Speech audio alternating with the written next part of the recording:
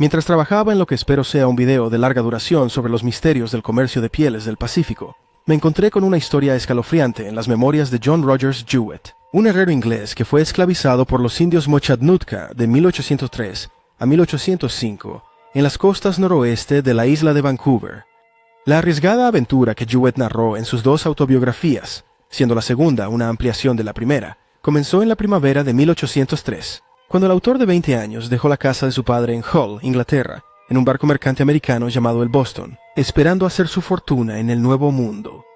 El capitán de Boston, John Salter, espera navegar hacia el Océano Pacífico por el Cabo de Hornos, continuar su camino por la costa oeste de las Américas hasta llegar a la costa oeste de la isla de Vancouver, y cambiar bienes como cuchillos y hachas por pieles de nutria marina conseguidas por los indios Nootka locales, quien solo había estado en contacto con los blancos durante 29 años.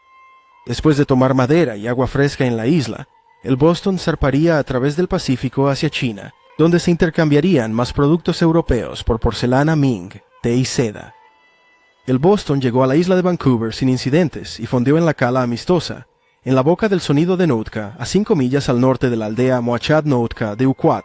Al día siguiente, el barco fue visitado por el jefe Maquina, el poderoso líder de los Moachad, quien llegó en una canoa acompañado de varios de sus seguidores. Maquina no era ajeno a los hombres blancos, habiendo recibido, comerciado y negociado tanto con comerciantes civiles como con enviados reales, incluidos el explorador británico capitán George Vancouver y el virrey de Nueva España, capitán Juan Francisco de la Bodega y Cuadra. En el momento de la visita del Boston, tenía un conocimiento conversacional del inglés y podía entender gran parte de las bromas de los marineros que escuchaba a su alrededor. Maquina parecía muy complacido al vernos, escribió Jewett en sus memorias, y con gran aparente cordialidad dio la bienvenida al capitán Salter y a sus oficiales a su país. Por 8 días, la tripulación del Boston hizo preparativos para el próximo viaje a China. Los miembros de la tripulación están bajo la dirección del velero John Thompson, un veterano endurecido de la Marina Real, que había visto acción en las guerras revolucionarias francesas. Reparó las velas y reacondicionó el aparejo. Un pequeño equipo fue a tierra para buscar agua y cortar madera. El propio Jewett pasó su tiempo reparando mosquetes y fabricando cuchillos y hachas de mano, a menudo bajo la mirada admiradora del jefe Maquina y sus subjefes, quienes mostraban un gran interés en su trabajo. Mientras tanto, más o menos nativos subían a bordo de nosotros diariamente, escribió Jewett. Nos trajeron salmón fresco en abundancia, a cambio de algunos artículos de poco valor. El capitán Salter siempre fue muy particular, antes de permitir que estas personas subieran a bordo, para asegurarse de que no llevaban armas consigo. Haciéndolos despojarse de sus ropas sin distinción, se sentía completamente seguro de cualquier ataque. El 19 de marzo, mientras cenaba con el capitán Salter, el jefe Maquina comentó que había muchos patos salvajes en Uquat. Salter aprovechó la ocasión para presentarle al jefe una escopeta de chispa de 2 cañones. 2 días después, Maquina regresó al barco y devolvió el arma al capitán, explicando que uno de los cerrojos estaba roto y declarando que el arma era mala. Viendo esto como un desplante, Salter insultó con enfado a Maquina y preguntó a Jewett si podía arreglar la cerradura. Maquina abandonó el barco furioso y sin decir una palabra. 3 días después, en la mañana del 22 de marzo, Maquina y sus subjefes regresaron al Boston y cenaron con el capitán Salter y sus oficiales, deleitando a los marineros con una danza de guerra de los Utka. Por sugerencia del jefe, el primer oficial y 9 miembros de la tripulación fueron a tierra después del desayuno para pescar salmón. Poco después de la partida de los botes, Jewett escribió: «Bajé a mi banco de trabajo en la bodega, donde me ocupaba en limpiar mosquetes. No había estado allí más de 1 hora, cuando escuché a los hombres izando el bote grande, lo cual fue superado en unos minutos por un gran alboroto y confusión en cubierta. Inmediatamente corrí hacia las escaleras dirigidas, pero apenas había sacado la cabeza en cubierta, cuando uno de los salvajes me agarró del cabello y me levantó del suelo. Afortunadamente para mí, mi cabello siendo corto y el lazo con el que estaba atado resbalándose, caí de su agarre al sollado. Mientras caía, él me atacó con un hacha, cortando una profunda herida en mi frente y penetrando el cráneo. Pero, debido a que perdió su agarre, afortunadamente escapé a la fuerza total del golpe, que de otra manera me habría partido la cabeza en 2. Caí aturdido e insensible al suelo. ¿Cuánto tiempo estuve en esta situación? No lo sé. Pero al recuperar la conciencia, lo primero que hice fue intentar levantarme. Pero estaba tan débil por la pérdida de sangre que me desmayé y caí. Sin embargo, pronto volví en mí gracias a 3 fuertes gritos o alaridos de los salvajes, lo que me convenció de que se habían apoderado del barco. Es imposible para mí describir mis sensaciones ante este sonido tan aterrador. Se puede tener una leve idea de ellos, por aquellos que han experimentado lo que es despertar a medias de un sueño horrible, y aún pensar que es real. Nunca perderé de mi mente La impresión de ese el terrible momento. Cada instante esperaba compartir al destino de mis desafortunados compañeros. Y cuando escuché el canto de triunfo por el cual fueron sucedidos estos infernales gritos, mi sangre se heló en las venas. el jefe Maquena, como Jewett supo más tarde, lo había visto caer en la bodega y había ordenado a sus guerreros no matarlo, con la esperanza de aprovechar sus habilidades de herrero. Los mosquetes y las armas de acero, sabía, darían a sus guerreros una ventaja sobre sus rivales del sur, los Clearquat Nootka bajo el jefe Wiccan Inish. Maquena llevó al herrero herido a cubierta, resbaladiza de sangre, e informó que si consentía en ser su esclavo, le perdonaría la vida. Jewett aceptó su servidumbre, cuyo primer acto fue identificar las cabezas cortadas de sus compañeros de navegación, que los Nootka habían alineado en cubierta para su inspección. En medio de la espantosa escena estaban las cabezas de los marineros que habían ido a pescar a tierra, a quienes los Nootka habían decapitado en la costa. John Jewett pasó casi 3 años como esclavo de Maquena, adoptando la ropa y el estilo de vida de los Nootka. Fue acompañado en cautiverio por el velero John Thompson, quien había escapado de la masacre inicial y a quien se le perdonó la ejecución cuando Jewett rogó por su vida, diciéndole al jefe que él era su padre.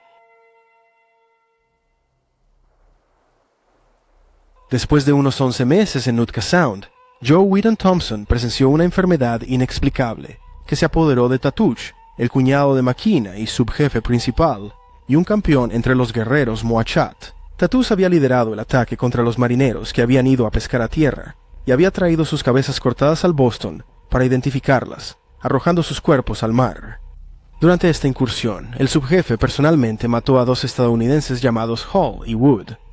En febrero de 1804, Tituche comenzó a sufrir lo que Jewett interpretó como alucinaciones vívidas. Mientras disfrutaba de la más alta salud, escribió, de repente fue tomado por un delirio en el que creía ver constantemente a los fantasmas de Hall y Wood de pie junto a él, amenazándolo, de modo que no tomaba alimento a menos que se le forzara a abrir la boca. Poco tiempo antes de esto, había perdido a una hija de unos 15 años, lo que lo afectó profundamente, y si su locura, un trastorno muy poco común entre estos salvajes, ya que no se ha registrado un caso así en la memoria del hombre más viejo entre ellos, provino de esta causa, o que, por propósitos ocultos, el supremo organizador de eventos a veces permite que los espíritus de los muertos revisiten el mundo y persigan al asesino. No lo sé, pero su mente desde este período hasta su muerte, que ocurrió pocas semanas después de la de su hijo, estuvo constantemente ocupada con las imágenes de los hombres a quienes había matado.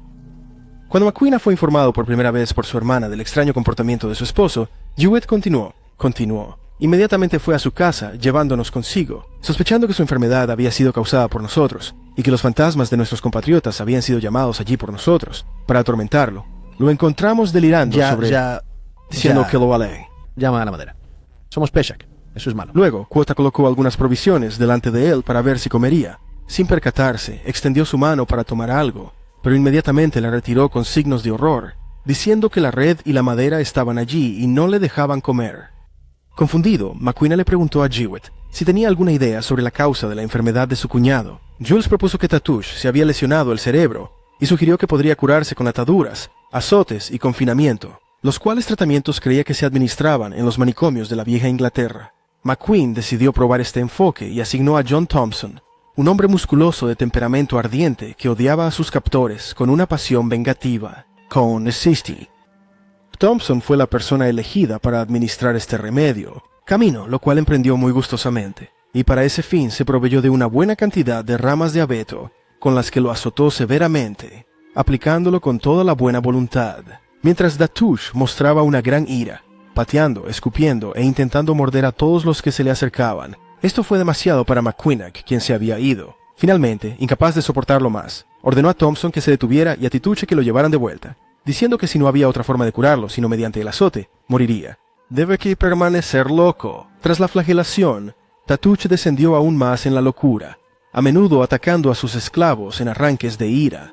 Aterrorizada por estos arrebatos, la esposa del guerrero finalmente se mudó a la casa de Maquina, llevando a su hijo sobreviviente consigo para alejarlo del peligro. Después de 4 meses de sufrimiento mental, Tatuche murió y fue enterrado con todos los honores que su estatus ameritaba. La extraña aflicción de Tatusha, aparentemente sin precedentes en el sonido de Nootka, se vuelve especialmente extraño por el hecho de que, según Jewett, el Moachad Nootka del siglo XIX no tenía concepto de fantasmas. No creen en una existencia futura. Esta es la calle de Witt. Como descubrí en conversación con Maquina a la muerte de Datush, al intentar convencerlo de que aún existía y de que volvería a verlo después de su muerte, no podías entender nada de ello. Y señalando al suelo, dijo que ahí estaba su final y que él era así. Tampoco creen en fantasmas, a pesar de que el caso de los dos parezca contradecir esta afirmación, pero ese fue un caso notable y uno que nunca se había sabido que ocurriera antes. Descartando las posibilidades de que las creencias sobrenaturales de Nootka variaran de grupo en grupo, que Nootka aprendió el concepto de fantasmas de los espectros, o que la desventura de Tutusha fue el primer incidente en una larga serie de experiencias similares, la afirmación de Jewett es desafiada por un pasaje en el libro de 1868, Escenas y estudios de la vida salvaje, escritos por el político y empresario de la isla de Vancouver, Gilbert Nalcolm Sproud. Este pasaje sugiere que los avistamientos de fantasmas, lejos de ser anomalías extraordinarias, eran fenómenos bastante comunes en la costa oeste de la isla de Vancouver a mediados de los años 1800, que desempeñaron un papel destacado en la vida de los Nootka. Debido a la cantidad de comida indigerible que comen los nativos, Sproud wrote, refiriéndose a los Nootka de Port Alberni, a menudo sueñan que son visitados por fantasmas. Después de una cena de grasa, seguido de una de las largas charlas sobre amigos que se han ido, que suceden alrededor del fuego, alguna persona nerviosa y tímida podría imaginar, en la noche, que ve un fantasma. Sproud procedió a describir un ritual elaborado al que a veces se sometían los videntes de fantasmas de Nootka. Un niño soñará que su padre fallecido está parado en un extremo de la casa, escribió. Despertándose con un grito, el soñador se levanta de su sofá y rasga su manta. Los amigos se apresuran, avivan el fuego, y las ancianas comienzan a cantar. El soñador arranca plumas de su almohada, las come y se cubre la cabeza con ellas. Su pariente más cercano se acerca con un cuchillo y marca los brazos y piernas del vidente de fantasmas, hasta que sale la sangre, el cual se recibe en un plato y se esparce en su cara y en la parte de la casa donde parecía estar el espíritu. Después de la operación, las heridas se vendan con hojas de zarzamora. Si la visión continúa, los amigos lanzan artículos del soñador al fuego y gritan más y más, hasta que todas sus posesiones, incluida la ropa, esteras e incluso sus cajas, se amontonan sobre el fuego. La mayor emoción prevalece y las jóvenes suelen estar enfermas y agotadas durante muchos días después de tal sueño desafortunado. Tal vez la locura de Tatusha simplemente se pueda atribuir a una indigestión, quizás siendo un caso de intoxicación por pescado alucinógeno. Quizás, como sugería John Jewett, el delirio del guerrero fue resultado de una lesión cerebral traumática, o tal vez el subjefe, al igual que Macbeth de Shakespeare, fue realmente visitado por los fantasmas vengativos de los hombres, a los que mató a sangre fría. Regresa a la tierra para atormentarlo por su crimen. Si te gustan las historias de fantasmas canadienses, entonces quizás quieras ver mi nuevo vídeo sobre las apariciones históricas de Niagara on the Lake, Ontario. de Canadá. Aunque parece que este video pasó desapercibido en YouTube, estoy muy contento con el resultado y lo considero uno de mis mejores videos. Contiene historias de fantasmas de primera mano que nunca se han publicado antes, un buen contexto histórico sobre la guerra de 1812 y grabaciones poco conocidas de cámaras de seguridad que parecen mostrar el fantasma de un famoso soldado británico, sin mencionar nuevas animaciones, grabaciones en el lugar y música personalizada a lo largo. Si te gustaría ver este vídeo, por favor haz clic en la tarjeta de pantalla final o en el enlace de la descripción.